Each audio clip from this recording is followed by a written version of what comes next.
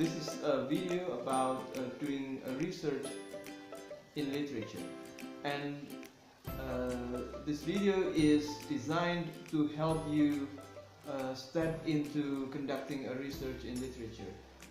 This video in particular will be an overview of what it takes to conduct research in literature.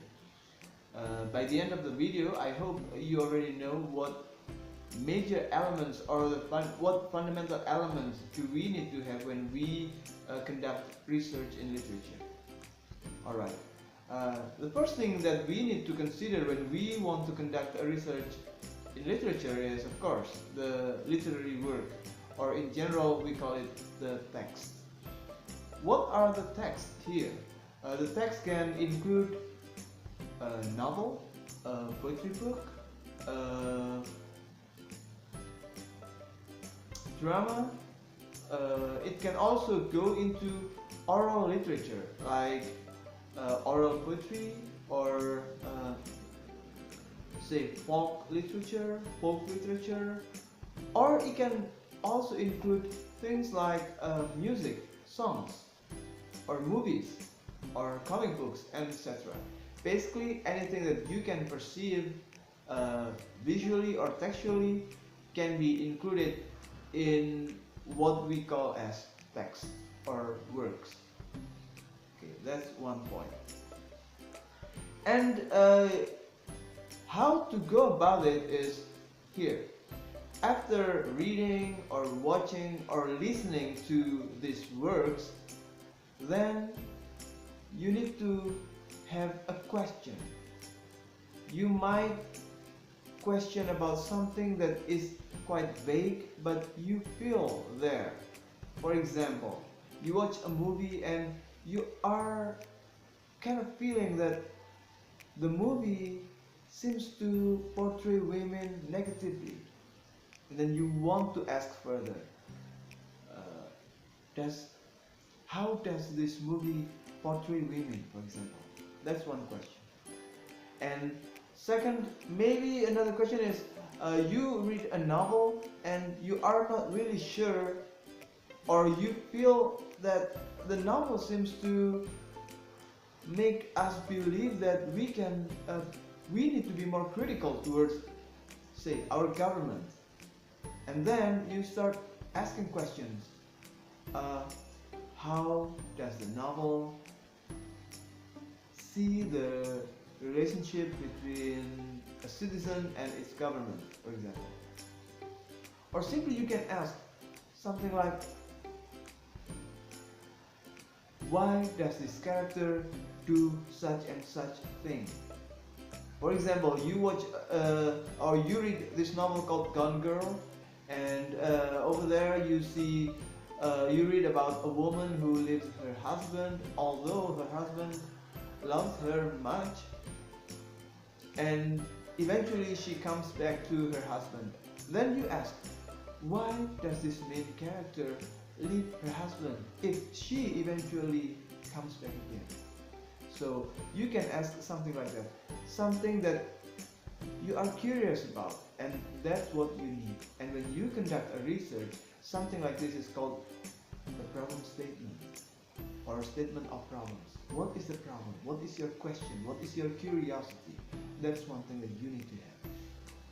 Okay, once you have the answer, once you have the question, you can now start moving on to the next stage of conducting a research in literature. And what is that? Of course, you have a question. Now you try to figure out ways to answer the question. For example, your question is, you are reading a novel about a family, for example, and you feel that the main character over there treats his wife somewhat in an abusive manner, or not really in an abusive manner, but she seems to mistreat her in one way or another. And then you want to find the answer. What is the answer to this question? Then you start brainstorming to find possibilities of answer. There are many ways. In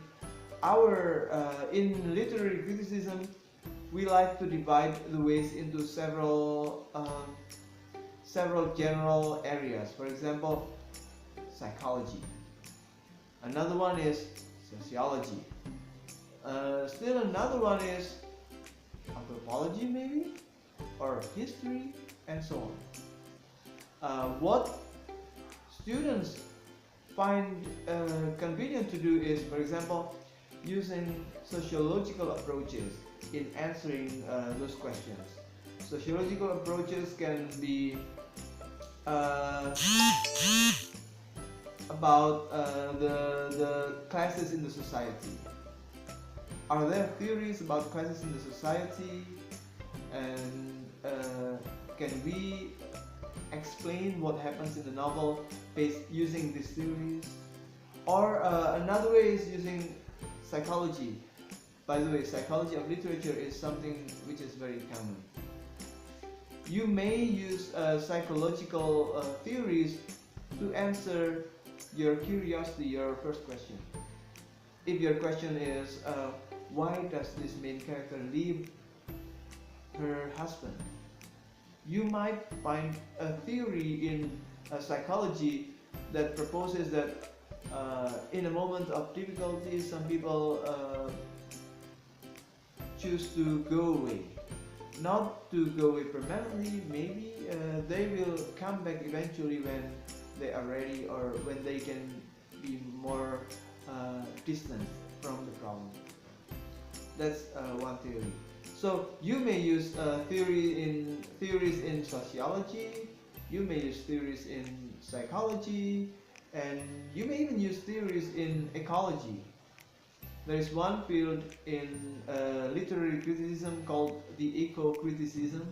Eco-criticism is about the uses of ecological principles about the environmental sustainability to view literary works. If a literary work seems to portray people doing harmful things to the environment, then an eco-critic will use some principles in ecology to explain about that and to criticize what the novel does, or the portrayal in the novel. Okay, that's second. So you need to decide what theories to use to explain or to find answers for your first questions. Then, once you have alternative answers or possible answers, then you can go to the third aspect. What is the third aspect? It's the what we call intrinsic elements of the novels, or of the movies, or the songs, or the poems. So, intrinsic elements. What are intrinsic elements? In the case of novels, for example, you have plot, characters, and settings.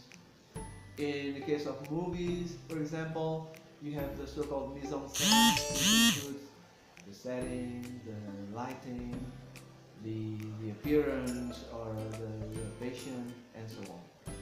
These elements must be considered. If you are conducting a research on a novel, for example, you need to know the elements of a novel, and most importantly, decide from which elements you will find data to answer your questions.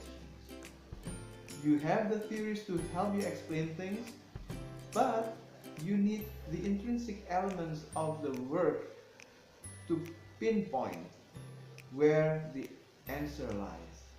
If, for example, using theories in psychology, you explain that actually the woman does that, or the man does that because of his self-defense mechanism. And then what you need to do is decide what you will use to answer that, or what intrinsic element you want to highlight. Is it the characterization, or is it the setting, or the plot, and so on? If you choose the characterization as your data, then you will need to find what do your characters do that might explain the problem. If, for example, your character over there uh, likes to do such and such thing, likes to say such and such thing, maybe those are the answers to your first question. So that's basically the three main elements that you need to cover to start research in literature. You need the work, you need the theories to help you answer the question or the problem, and then you need the specific aspects of the work that you need to show to explain or to help answer the problem. I think that's all for this video. I hope it gives you an overview of literary criticism. And in the next video, I will talk further about more specific elements. Thank you very much.